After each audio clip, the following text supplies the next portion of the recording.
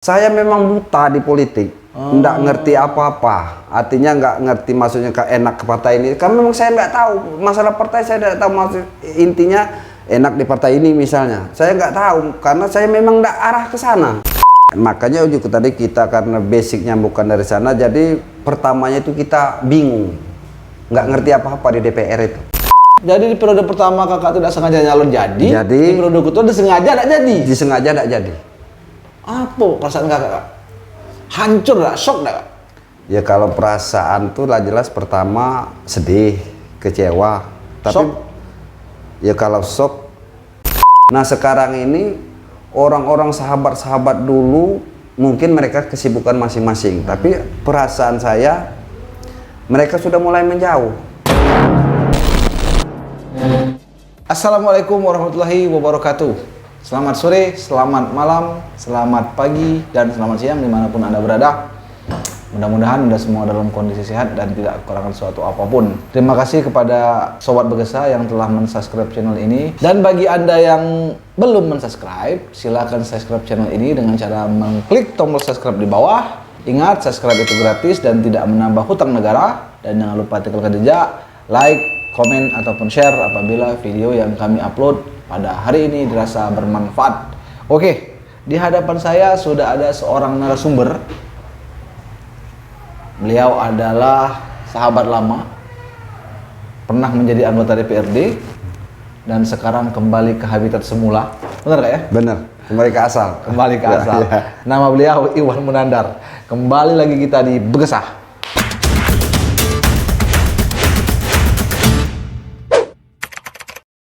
Apa kabar Kak Iwan? Alhamdulillah sehat. Alhamdulillah. Dari mana Kak Iwan ganteng hari ini? Biasa cak inilah. Kak Iwan ini kalau sekilas ya, kalau kita lihat, diperhatikan dari jauh, kalau beliau ini orang militer, ini sudah letkol. Letkol Kak ya? Iya, iya. Kalau di militer.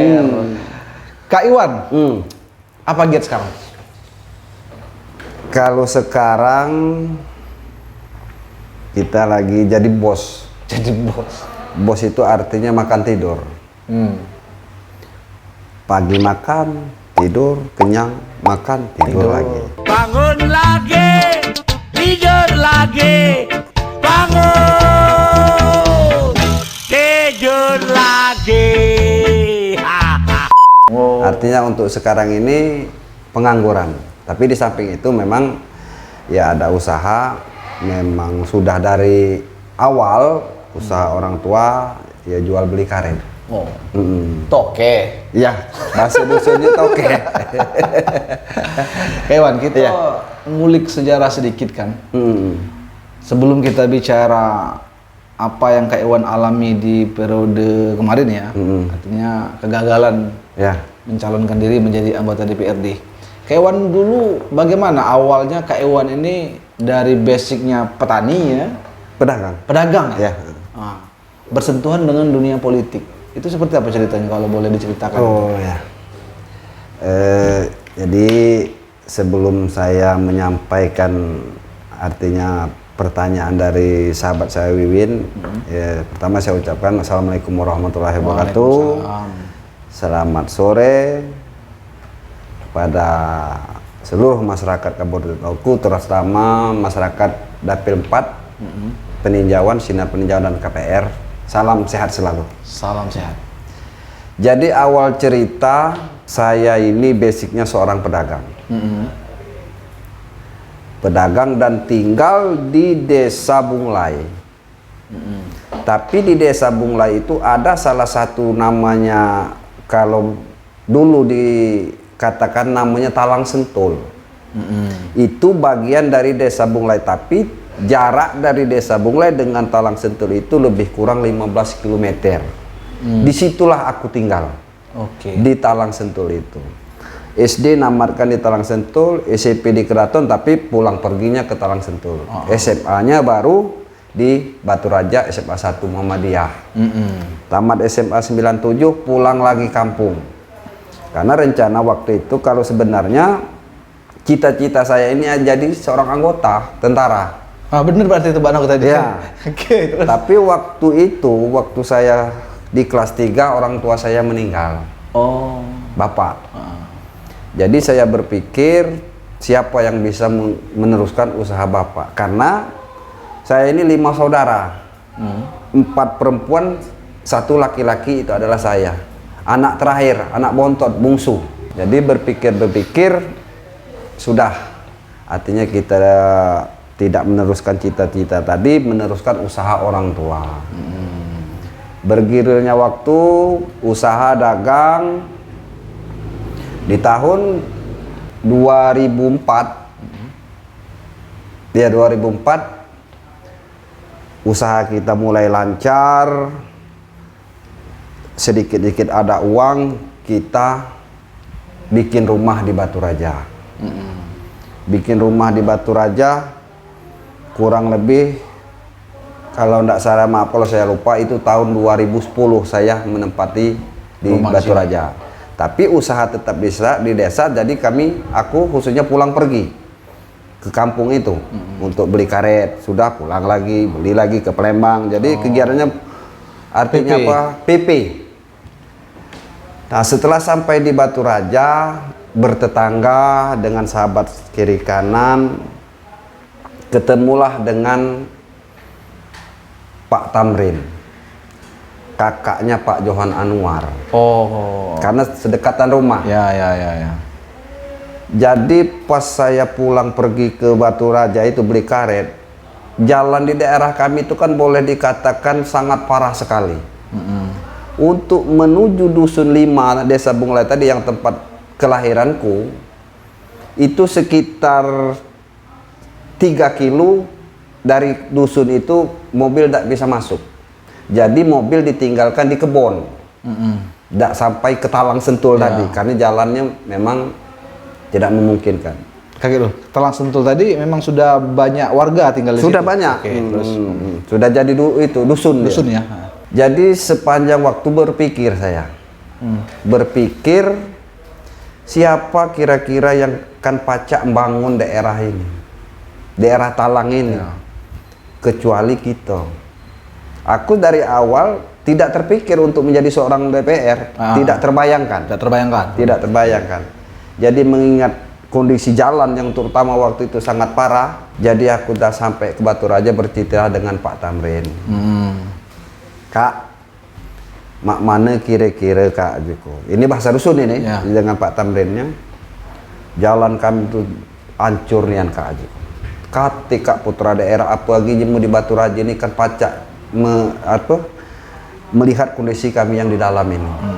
Jadi mak mana lah Kak kira-kira aku ini nak calon DPR aja. Seperti aku bicara dengan Pak Tamrin.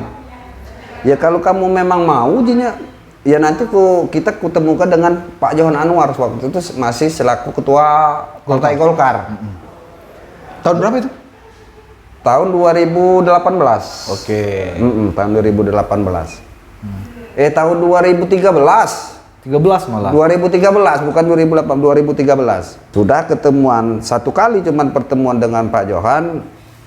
Dia bilang kalau kamu benar-benar pengen maju sebagai anggota legislatif, silakan. Tapi saya tidak bisa menjamin untuk nomor urut berapa. Waktu itu Pak Johan bilang. Saya sampaikan, Pak Johan, saya tidak peduli mau nomor urut berapa. Yang penting saya bisa dicalonkan dari Partai Golkar. Beriringnya waktu, terjadilah pemilihan di 2014. Saya waktu itu nomor urut terakhir, nomor urut 7. Nomor urut 7, jumlah calon 7. Waktu itu nomor 1 Pak Yoni Rudisianto, nomor 2 Pak Imron waktu kalau tidak salah, nomor 3, nomor 4 saya lupa, nomor terakhir saya nomor 7. Setelah terjadinya pemilihan, alhamdulillah, sebenarnya saya tidak terbayang bahwa saya itu akan menang. Tidak terpikir, artinya sangat tidak nyangka lah kira-kira bahwa saya ini akan dapat. Akhirnya alhamdulillah, mungkin memang sudah kodrat dari yang kuasa, akhirnya saya terpilih. Karena waktu itu Partai Golkar mendapatkan 2 kursi Di satu dapil itu? untuk di dapil 4. Pak Yoni dengan Pak Yoni dengan saya. Kakak nomor 2. Suara terbanyaknya nomor 2 ya. Di Golkar. Ya, di Golkar. Tapi nomor urut ininya nomor 7. Kak Yoni nomor Nomor 1. Jadilah kakak waktu itu ya. Jadilah waktu itu tahun 2014. Jadi Artinya tidak nyangka kamu sekali. Memang waktu itu menargetkan apa sih waktu nyalek 2014 itu? Iya, dari awal saya ceritakan tadi kan, saya tidak terpikir untuk menjadi seorang anggota DPR. Hanya gara-gara mikirkan jalan Talang Sentul tadi. Tapi saya lihat, saya sendiri mengalami untuk menuju ke kampung saya itu, mobil saya itu saya tinggalkan di kebun orang. Saking jahatnya jalan. Iya. Nah disitulah saya terpikir, siapa lagi yang kira-kira pacak membangun daerah ini kecuali kita. Itu makanya tergerak seketika waktu itu, tergerak dalam artian mencalonkan diri. Tidak ada persiapan sama sekali. Ngomong dak katit terniat dari 2 tahun sebelumnya mulai kunjungan, silaturahmi, istilah membantu masyarakat, tidak ada. Karena memang belum ada niat ke situ. Termasuk tidak milih-milih partai pula waktu itu. Memang kebetulan curhat sama Pak Husni Tamrin. Dekat rumahku itu rumah Pak Tamrin. Kebetulan saudara Pak Tamrin. Kebetulan saudara Pak Johan. Itu bukan artinya memang rencana mau ke partai, bukan. Tapi waktu itu memang belum kenal dengan Pak almarhum Johan. Belum sama sekali kenal. Sebenarnya sudah tahu dia itu kalau saya wakil ketua DPR, ketua DPR waktu itu. Waktu itu sudah tahu tapi ketemu belum. Sudah tahu dengan sosoknya tapi belum pernah ketemu. Dari melalui Kak Husni Tamrin itulah dialah mempertemukan saya dengan Pak Johan. Jadi artinya kakak ikut nyalek di Partai Golkar itu tidak lagi menyaring-nyaring Partai Golkar. Enggak ada mau nyaring mau apa kira-kira ke partai, karena spontan, Mbak. Saya memang buta di politik. Nggak ngerti apa-apa, artinya nggak ngerti maksudnya enak ke partai ini, karena memang saya nggak tahu masalah partai, saya tidak tahu maksud intinya enak di partai ini misalnya, saya nggak tahu karena saya memang nggak arah ke sana. Memang bukan. Iya. Orang tua apa sebenarnya? Pedagang. Memang nggak ada darah politisi? Nggak ada. Tapi pernah dulu, tapi zaman itu bapak saya ketua Talang itu RT apa dia namanya, Talang waktu itu bukan penggaul mungkin ya. Di dusun itu kan ada nama dusun 5, tapi sekarang kan kadus. Waktu dulu belum kadus, perasaan waktu masih RT pernah jabat lah di lingkungan situlah ya. Artinya kakak nyalon itu memang hanya murni gara-gara tergerak melihat kondisi daerah kita itu. Tapi kakak waktu itu memang jor-joran tidak ketika 2014 itu? Artinya apa yang orang lakukan ya kakak lakukan juga. Iya. Kalau masalah jor-joran, ya itu tadi sebenarnya saya ndak katik artinya semangat harus begini, karena saya memang ndak tahu harus gimana. Ndak ngerti masalah berpolitik. Iya. Tapi waktu itu sempat Pak Johan menegur saya. Dia bilang, kalau kamu benar-benar mau calon, kamu harus serius. Karena mungkin dilihatnya waktu itu saya ini pecah, nggak ada gerakan gitu pecah santai. Memang saya bukannya mau santai, saya nggak ngerti caranya gimana, cara bertarung. Cara bertarung nggak ngerti. Tapi seiringnya berjalan, mungkin memang sudah dari sananya tetap bergerak, istilah jenguk keluarga, sahabat, tetangga minta tolong bantuan, aku ini nak calon DPR, minta tolong kalau ada keringanan tolong dipilih untuk memikirkan daerah kita, ya paling seperti itu. Tapi waktu di periode itu dari desa kakak Dewi ada berapa calon? Dari desa Bunglai cuma saya sendiri. Jadi faktor apa kak yang dua. Ada mantan kades desa Bunglai namanya Sunaryadi dari partai Hanura. Tinggal di mana? Di desa Bunglai. Dia itu kades mengundurkan diri untuk mencalonkan sebagai anggota DPR. Kades aktif. Iya. Mengundurkan diri. Pak Sunaryadi waktu itu. Jadi kakak waktu itu memang sudah tinggal di sini. Tinggalnya memang sudah di Batu Raja. Tinggal di sini, cuma ngambil dapil di situ. Iya. Kalau menurut kakak faktor apa yang membuat kakak jadi waktu itu? Ya nggak tahu, mungkin keberuntungan kali. Keberuntungan. Faktor luck, Pak. Iya. Keberuntungan. Iya. Karena itu tadi dari awal memang saya nggak ngerti apa-apa. Oke, dari awal nggak ngerti apa-apa. Ketika jadi apa yang kakak rasakan? Apa yang kakak sesuai dengan apa ekspektasi atau harapan kakak ketika jadi? Nah, ketika jadi dari awalnya, makanya ujuk tadi kita karena basicnya bukan dari sana, jadi pertamanya itu kita bingung, nggak ngerti apa-apa di DPR itu. Tapi seiringnya berjalan waktu, ya kita kan belajar. Nah, setelah saya jadi, terutama Dapil 4 terkhusus daerah kecamatan KPR dan sekitarnya termasuk Peninjau dan Sinar, apa yang dikeluhkan masyarakat termasuk saya waktu itu, alhamdulillah sekarang ini, tapi belum 100% terpenuhi, dalam artian kalau jalan belum 100% mulus, belum. Tapi sedikit banyak ada perubahan setelah saya menjadi seorang anggota DPRD. Gitu. Artinya kakak merasakan ketika kakak duduk di DPRD itu kakak bisa berbuat? Bisa berbuat untuk kepentingan masyarakat. Memang bisa ya? Bisa, alhamdulillah bisa. Artinya bisa dibuktikan kira-kira bahwa nyata setelah saya jadi memang ada perubahan untuk masyarakat di lingkungan khususnya yang di dalam-dalam itu. Kan kami ini kan jalur kami kan aspal, tapi di dalam-dalam itu banyak talang-talang, dusun-dusun lain banyak. Memang ada perubahan untuk saat ini. Nyandu gak kak jadi anggota dewan tuh? Nyandu sebenarnya. Pengen.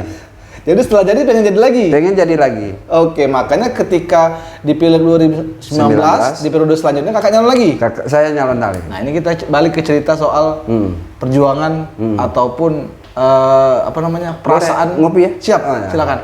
Kak Iwan ketika nyalek di periode 2019-2024. Tadi kakak tidak kenal politik, Ya. nyalek pertama kali jadi. Ya, itu pun di luar apa? Di luar prediksi kakak. Prediksi mungkin ya. Oke.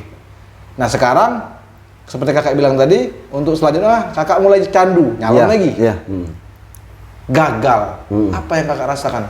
Untuk di periode kedua ini, karena kita sedikit banyak sudah ngerti berpolitik dan seperti dikatakan oleh Pak Wiwin tadi, candu. Kepengen lagi artinya merasa kita itu belum bisa berbuat sepenuhnya untuk masyarakat. Artinya seluruh unek-unek aspirasi masyarakat itu belum semuanya bisa tersalurkan. Dengan durasi cuma 5 tahun tadi? Durasi 5 tahun tadi. Jadi keinginan untuk mencalonkan kembali. Artinya kita sudah terbiasa, politik sudah mulai ngerti nih, yang periode kedua ini. Cara-caranya lah tahu. Cara-caranya lah tahu.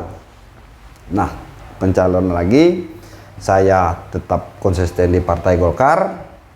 Karena kemarin itu Pak Yoni juga dari Partai Golkar dengan dapil yang sama, dia juga tetap di Partai Golkar. Artinya kami bertarung, terluar dari siapa menang siapa kalah atau dapat 2 kursi atau tidak, kami berjuang di Partai Golkar. Seiringnya waktu, untuk yang kedua ini sebenarnya saya sangat yakin menang. Bukan seperti yang periode pertama. Oh itu ya? Iya, saya sangat yakin untuk periode kedua ini saya menang. Karena melihat tadi perasaan saya, tapi maaf kalau salah, saya merasa sudah cukup banyak berbuat untuk masyarakat Dapil 4. Itu perasaan saya, mungkin kalau kesempurnaan itu bukan milik kita kan. Dan antusias masyarakat yang saya temui dari desa-desa itu memang auranya cenderung pengen, artinya tetap senang untuk mendudukkan saya kembali jadi di periode kedua ini. Ya beriring jalan, yaitu namanya tadi lah, namanya kodrat kan. Balak jodoh itu kita tidak tahu. Kita merasa sangat yakin menang, toh kenyataannya pada titik akhir setelah penghitungan kita kalah, bukan kalah kalah suara dari Pak Yoni. Kalah suara terbanyak? Kalah suara terbanyak dari Pak Yoni. Berapa kakak dapat suara di periode kedua? 3.459. Pak Yoni? Pak Yoni 3.900 berapa, pokoknya selisihnya 400 lebih lah. Suara kakak di periode kedua itu meningkat tidak dengan 2024? Sangat jauh meningkat. 2014 berapa? 2.300. 2014. Jauh meningkatnya? Jauh meningkatnya. Tapi kalah oleh karena nomor urut saja ini. Kalah suara, selisih bukan masalah nomor urut, selisih suara. Tidak mencukupi itu dapat 2 kursi. Untuk dapat 2 kursi tidak mencukupi. Waktu di periode pertama mencukupi. Walaupun 2.300 tadi. Nomor urut berapa di 2019? Nomor urut terakhir juga nomor urut 5. Karena ini tadi kan tinggal berapa caleg dari Golkar? Calon 6. Kursi 6. Tapi karena di Golkar calonnya cuma 5, saya nomor urut 5. Oh, caleg dari Golkar di Dapil 4 itu cuma 5 orang. Kursinya 6. Ya. Kakak nomor 5. Nomor 5. Waktu di periode pertama nomor 7, nomor terakhir juga. Nomor terakhir juga. Oh. Jadi di periode pertama kakak tidak sengaja nyalon jadi. Di periode kedua disengaja tidak jadi. Disengaja tidak jadi. Apa perasaan kakak? Kak? Hancur nggak? Shock nggak? Kak? Ya kalau perasaan tuh lah jelas pertama sedih, kecewa. Tapi Shock? ya kalau shock, enggak kalau shock. Enggak ya? Sedih, kecewa, tapi bukan kecewa dengan masyarakat, kecewa dengan diriku sendiri. Artinya mungkin di hati kecil saya bicara, memang saya ini untuk yang kedua ini belum pantas, mungkin masih banyak kekurangan apa memang saya kurang banyak berbuat untuk masyarakat. Itu perasaan saya. Jadi saya introspeksi diri, membenahi apa yang kekurangan di dalam diri saya, baik tingkah laku, tata cara, ataupun perbuatan ke masyarakat. Jadi saya untuk yang kedua ini gak boleh dikatakan gagal dengan maafnya ngomong, dengan kos yang boleh dikatakan luar biasa Dibandingkan dengan yang lalu? Dibandingkan dengan periode yang lama. Tapi saya mengambil hikmah, mungkin di balik kegagalan ini mungkin ada baiknya untuk saya. Saya berpikir, misal saya tidak tahu, mungkin nanti pas naik pesawat bukan dikehendaki, pesawat jatuh, ninggal kita. Nah kita berpikir ke arah sana, artinya supaya menenangkan hati kita. Ya kalau mau dimarahkan, marah dengan siapa? Betul. Mau minta ganti dengan siapa? Ya. Jadi itu. Berapa sih Kak kos total yang dikeluarkan di 2019? Ya, secara realnya kalau realnya tidak bisa, tapi di atas 2M. Di atas 2M? Untuk biaya transportasi, segala macam lah. Total tim ya 2M lebih. Kalau di 2014? 1M? Malah jadi ya? Jadi. Itu menurut kakak tertinggi tidak biayanya atau ada yang lebih tinggi lagi? Ya saya kira kalau untuk memasang saya nggak tahu, tapi untuk saya yang menurut saya tinggi itu untuk yang 2019 ini. Tapi untuk calon-calon saya nggak tahu. Sempat mengalami apa ya, stres nggak Kak? Ya itu tadi, kalau stres secara kasat mata, masa ngomong kata orang apa ngelamun, nggak banyak bicara, misalnya lajo, pecah orang nggak sehat, nggak sampai segitu ya? Nggak sampai segitu. Nggak marah baik misalnya? Nggak ya? Iya, artinya aku tetap menyalahkan diri aku sendiri. Artinya mungkin harus ada yang dibenahi untuk masih berpikiran logis ya? Iya. Ketika kakak melakukan introspeksi diri itu, apa yang kakak mungkin dapat kesimpulannya? Karena begini Kak, ya banyak juga ketika ada kawan-kawan kita yang menjadi anggota DPRD, sikapnya mungkin berubah dari dulu yang tidak jadi ketika jadi. Ada tidak kakak merasa seperti itu? Perubahan dalam diri kakak dari dulu belum jadi, ketika jadi mungkin agak gitu. Ya, kalau Kak, untuk saya walaupun masih menjadi seorang anggota DPR dan walaupun tidak menjadi anggota DPR, seperti inilah. Saya tidak berubah, ya apa adanya. Itulah Iwan Munandar. Tapi yang salah satu yang saya rasakan, kalau kita waktu itu banyak sahabat, baik sahabat dekat maupun orang-orang, banyak yang kenal kita, yang ngobrol dengan kita, sharing dengan kita. Nah sekarang ini orang-orang sahabat-sahabat dulu mungkin mereka kesibukan masing-masing, tapi perasaan saya mereka sudah mulai menjauh. Perasaan saya, komunikasi mulai kurang. Tapi bukan seluruh, ada sih sampai sekarang sahabat-sahabat saya yang di DPR itu tetap intens komunikasinya, ngobrol. Tapi kebanyakan ya mungkin itu tadi, bukan artinya mereka nggak mau berkomunikasi dengan saya, mungkin kesibukan masing-masing. Tapi perasaan saya mereka menjauh. Jadi perasaan saya sahabat-sahabat seperti itu, sahabat di saat kita senang. Jadi di saat kita susah mereka menghilang. Ada yang seperti itu saya rasakan, orang-orang sahabat saya yang dulu. Tapi nggak seluruh. Nggak seluruh. Artinya memang ada ya orang tuh dekat di saat kita ada, jauh di saat kita tidak ada. Memang ada itu, memang mitos ya? itu sudah terbukti. Tapi kalau secara masyarakat umum, masyarakat biasa, maksudnya di daerah pemilihan saya, tetap tidak ada perubahan. Mereka mau hajatan, kalau memang saya diundang, saya datang. Ada musibah, kalau saya tahu, saya datang. Kalau untuk saya tidak ada perubahan dengan masyarakat. Masyarakat pun begitu. Tidak ada perubahan. Bagaimana kakak berupaya menegarkan diri kakak ketika tahu di periode kedua tuh, aduh, nggak jadi aku. Gimana menghadapinya kepada keluarga, kepada masyarakat setempat? Sebenarnya disadari dengan tidak disadari banyak masyarakat yang kecewa. Banyak masyarakat kecewa ya? Kecewa dengan tidak duduknya saya kembali. Tapi ya cuma bisa menimbulkan rasa kecewa itulah, tapi mau melepaskannya kemana kan? Artinya mereka kecewa dengan saya tidak jadi, tapi tidak tahu memang mungkin itulah kodratnya, jadi kekecewaan mereka itu ditahan di mereka sendiri-sendiri. Tidak bisa, tidak Iya, tahu mau nggak bisa buat apa-apa. Artinya kekecewaan mereka tuh kalau memang ditumpahkan, misalnya saya bisa jadi kembali, mungkin kan. Iya. Tapi walaupun ditumpahkan, walaupun diceritakan, saya tetap tidak bisa jadi karena suara saya kurang. Dari Pak Yoni tadi kan, banyak kan dia. Nah, keluarga sendiri bagaimana, Kak? Pihak Ya keluarga. kalau keluarga mereka ya tetap waktu pas sudah penghitungan ya namanya sedih, nangis, meluk, sabar dengan saya, tapi saya tegar ya, saya bilang mungkin ini memang sudah bagian kita, jadi kita sabar, jadikanlah artinya kegagalan ini untuk kita ke depan mengancah supaya gimana untuk ke depan kalau memang kita masih ada keinginan untuk maju, bisa kita robah yang mana kekurangan untuk yang ini, mungkin ke depan kita bisa tutupi. Itu gitu.